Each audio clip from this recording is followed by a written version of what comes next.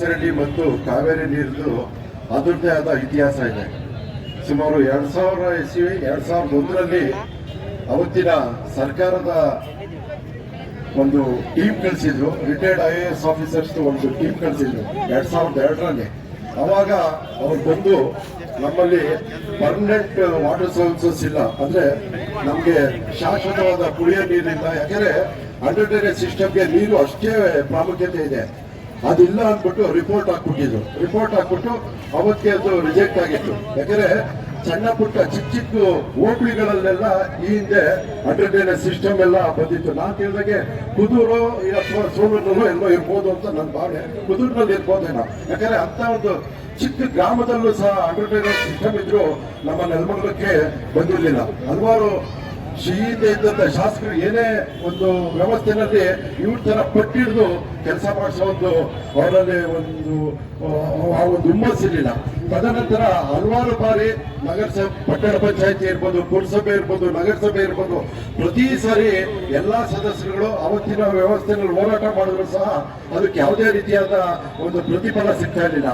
ನಮ್ಮಲ್ಲಿ ಆ ಒಂದು ಸಾರಿ ಇಲ್ಲಿ ನಮ್ಮ ಪುರಸಭೆಯಿಂದ, ಪಟ್ಟಣ ಪಂಚಾಯತಿ ಇದ್ದಾಗ ಮತ್ತು ಪುರಸಭೆ ಇದ್ದಾಗ ನೆಲಮಂಗಲ ಟೌನ್ ವ್ಯಾಪ್ತಿನಲ್ಲಿ, ಹಳೆ ಟೌನ್ ವ್ಯಾಪ್ತಿನಲ್ಲಿ ಸರ್ವೆ ಸಹ ಆಗಿತ್ತು, ಆದ್ರೂ ಸಹ ಇರಲಿಲ್ಲ. ಆದ್ರೆ ಈ ಸರಿ ಸನ್ಮಾನ್ಯ ಶ್ರೀನಿವಾಸ್ ಅವರು ಆಯ್ಕೆ ಆಗೋಕ್ಕಿಂತ ಮುಂಚೆನೆ ಅವರು ಒಂದು 4-5 ಆಶ್ವಾಸನೆಗಳು, ಭಾಷೆಗಳನ್ನ ನೀಡಿದ್ರು ನೆಲಮಂಗಲ ಜನತೆಗೆ. ಒಂದು ಸೋಲೂರ್ನ ನೆಲಮಂಗಲ ವಿಧಾನಸಭಾ ಕ್ಷೇತ್ರಕ್ಕೆ ಸೇರಿಸೋದು, ನೆಲಮಂಗಲ ನಗರಸಭೆಗೆ ಶಾಶ್ವತವಾದ ಕುಡಿಯೋ ನೀರು ಕೊಡೋದು, ಹಾಗೂ ನೆಲಮಂಗಲಕ್ಕೆ ಒಂದು ಶಾಶ್ವತವಾದ ಏನು ಅಂಡರ್ಟೇನಿಯಸ್ ಸಿಸ್ಟಮ್ ಇದೆ ಅದನ್ನ ಒಳಚರಂಡಿ ವ್ಯವಸ್ಥೆ ಇದನ್ನ ಮಾಡ್ಕೊಡ್ಬೇಕು ಅಂದ್ಬಿಟ್ಟು ಹಗಲಿರುಳು ಅವರು ಶ್ರಮ ವಹಿಸಿ, ನೀವು ನಂಬ್ತಿರೋ ಇಲ್ವೋ, ನಾನೇ ಒಂದು ಘಟನೆಗೆ ಸಾಕ್ಷಿಯಾಗಿದ್ದೆ. ಒಬ್ರು ಮಿನಿಸ್ಟರ್ಸ್ ಹೇಳಲ್ಲ, ಆ ಮಿನಿಸ್ಟ್ರು ಮುಂದೆಗಡೆ ಬಂದಾಗ ಸೀನಡನ್ನು ಸಮೇತ ಹೋಗಿ ತುಂಬಾ ಪಟ್ಟಿಡಿದ್ರು. ಅವಾಗ ಮಿನಿಸ್ಟ್ರು ಅವ್ರ ವೈಫ್ ಇದ್ದಾಗ ಹೇಳಿದ್ರು, ನೋಡು ಶರ್ಮಾತ್ಮ ಆದ್ರು 7 ವರ್ಷಕ್ಕೆ ಬಿಟ್ಬಿಡ್ತಾನೆ, ಈ ಶ್ರೀನಿವಾಸವನ್ನ ಇವ್ನು ಬಿಡಲ್ಲ, ಇವ್ರ ಕೆಲಸ ಮುಗಿಯೋ ತನಕ ಬಿಡಲ್ಲ ಅಂದ್ಬಿಟ್ಟು ಇದು ಮಾಡಿದ್ರು. ಹಲವಾರು ಬಾರಿ ನಮ್ಮ ಸುರೇಶ್ ಅಣ್ಣ ಏನು ನಗರಾಭಿವೃದ್ಧಿ ಸಚಿವರಿದ್ದಾರೆ ಅವರೇನೆ, ನೋಡಪ್ಪ ದಯವಿಟ್ಟು ಮಾಡ್ಕೊಡ್ತೀನೋ, ನೀನ್ ಯಾವುದೇ ಕಾರಣಕ್ಕೂ ನನ್ನ ಮೇಲೆ ದಂಬಲ್ ಬಿಡ್ಬೇಡ, ನಿನ್ಗೆ ಈ ಕೆಲಸ ಮಾಡ್ಕೊಟ್ಟೆ ನಾನು ಹೋಗೋದು ಕಣ ಅಂದ್ಬಿಟ್ಟು. ಹೋದ್ ಸಾರಿ ಬಡ್ಜೆಟ್ ನಲ್ಲೂ ಸಹ ಅಣ್ಣ ನೀನ್ ಸೇರ್ಸಲ್ವೋ, ನೀನ್ ಸೇರಿಸಲೇಬೇಕು ಅಂದ್ಬಿಟ್ಟು ಸುಮಾರು ಪ್ರಾರಂಭಿಕ ಹಂತದಲ್ಲಿ 45 ಕೋಟಿಯನ್ನು ಹೋದ್ ಸಾರಿ ಬಡ್ಜೆಟ್ ನಲ್ಲೇ ಒಂದು ಅಪ್ರೂವಲ್ ಮಾಡಿದ್ರು. ಈ ರೀತಿ ದೊಡ್ಡ ಮಟ್ಟದ, ಯಾಕಂದ್ರೆ ಈ UGD ತುಂಬಾ ಕಮ್ಮಿ ಖರ್ಚಾಗಲ್ಲ, ಸುಮಾರು 600 ಇಂದ 700 ಕೋಟಿ ಹಣ ಖರ್ಚಾಗುತ್ತೆ. ಆ ಒಂದು ಹಣವನ್ನ ಇವತ್ತಿನ ಒಂದು ಸರ್ಕಾರ ನೀಡ್ತಾ ಇದೆ ಅಂದ್ರೆ ಇದಕ್ಕೆ ಮುಖ್ಯ ಕಾರಣ ಶ್ರೀನಿವಾಸ್ ಅವರು. ನಿಜಕ್ಕೂ ಹಲವಾರು ಅಭಿವೃದ್ಧಿ ಕಾರ್ಯಗಳು ಈಗಾಗಲೇ ನಮ್ಮ ಮುಖಂಡರುಗಳೆಲ್ಲ ಹೇಳಿದಾಗೆ ನೆಲಮಂಗಲದ ಅಷ್ಟ ದಿಕ್ಕುಗಳಲ್ಲೂ ಸಹ ಹಲವಾರು ಅಭಿವೃದ್ಧಿ ಕಾರ್ಯಗಳು ಕೈಗೊಂಡಿದೆ. ಇನ್ನೂ ಹೆಚ್ಚಿನ ರೀತಿ ಇನ್ನೂ ಕೆಲಸಗಳು ಮಾಡಬೇಕು ಅನ್ನೋ ಒಂದು ಹುಮ್ಮಸ್ಸಿದೆ.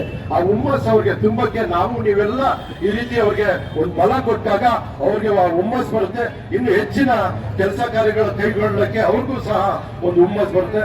ಅದರಿಂದ ಅವ್ರಿಗೆ ಭಗವಂತ ಆ ಒಂದು ಶಕ್ತಿ, ಬಲ, ಯಶಸ್ಸು ಕೊಡ್ಲಿ, ನಿಮ್ಮೆಲ್ಲರ ಆಶೀರ್ವಾದ ಅವ್ರಿಗೆ ಸದಾ ಕಾಲ ಇರ್ಲಿ ಅಂತ ತಿಳಿಸ್ತಾ ನನ್ನನ್ನ ಈ ಒಂದು ವೇದಿಕೆಯಲ್ಲಿ ಮಾತಾಡೋಕೆ ಅವಕಾಶ ಮಾಡಿಕೊಂಡು ತಮ್ಮೆಲ್ಲರಿಗೂ ಧನ್ಯವಾದಗಳು ಸಲ್ಲಿಸ್ತಾ ಇದ್ದೀವಿ. ಹಂಗೆ ಕಾವೇರಿ ಹೋಟೆಲ್ನ, ಯಾಕೆಂದ್ರೆ DK ಶಿವಕುಮಾರ್ ಇದೇ ಮೆರವಣಿಗೆಯನ್ನ ಕರ್ಕೊಂಡು ಬಂದಿದ್ದಾಗ ಒಂದೇ ಒಂದು ಮಾತನ್ನ ಹೇಳಿದ್ರು, ನಾನು ಕುಡಿಯುವ ನೀರಿನ ವ್ಯವಸ್ಥೆಯನ್ನ ಮಾಡ್ತೀನಿ ಅಂತ ಹೇಳಿದ್ರು. ಅದನ್ನ ಮಾಡಿದ್ದಾರೆ ಅವ್ರಿಗೆ. ಯಾಕೆಂದ್ರೆ ಕಾವೇರಿ ಹೋಟೆಲ್ನ ಯಾರು ತರಕ್ಕಾಗಲ್ಲ ಅಂತ ರಾಜಕೀಯ ಸುಳ್ಳು ಹೇಳ್ತಾರೆ ಅಂತ ಹೇಳ್ತಿದ್ರು. ಇವತ್ತು ಅಧಿವೇಶನದಲ್ಲಿ ಅಪ್ರೂವಲ್ ಮಾಡಿ ತಗೊಂಬಂದು ನೆಲಮಂಗಲದಲ್ಲಿ ತೋರಿಸ್ಕೊಟ್ಟಿದ್ದಾರೆ. ಖಂಡಿತವಾಗ್ಲು ಅವ್ರಿಗೆ ನೆಲಮಂಗಲದಲ್ಲಿ ಏನ್ ಕೆಲಸ ಮಾಡ್ಬೇಕು ಅಂತ ಅವ್ರಿಗೆ ಗುರಿ ಇಟ್ಕೊಂಡು ಕೆಲಸ ಮಾಡ್ತಾರೆ. ಯಾಕೆ 12 ಗಂಟೆಗೆ ಹೊರಟ್ರೆ ಅಧಿಕಾರಿಗಳನ್ನ, ಮಿನಿಸ್ಟರ್ಗಳನ್ನ ಕೆಲಸ ಆದವರು ಬಿಡೋದಿಲ್ಲ. ನಾನು ಸಹ ಅವ್ರ ಜೊತೆಲಿ ಓಡಾಡಿ ನೋಡಿದ್ದೀನಿ.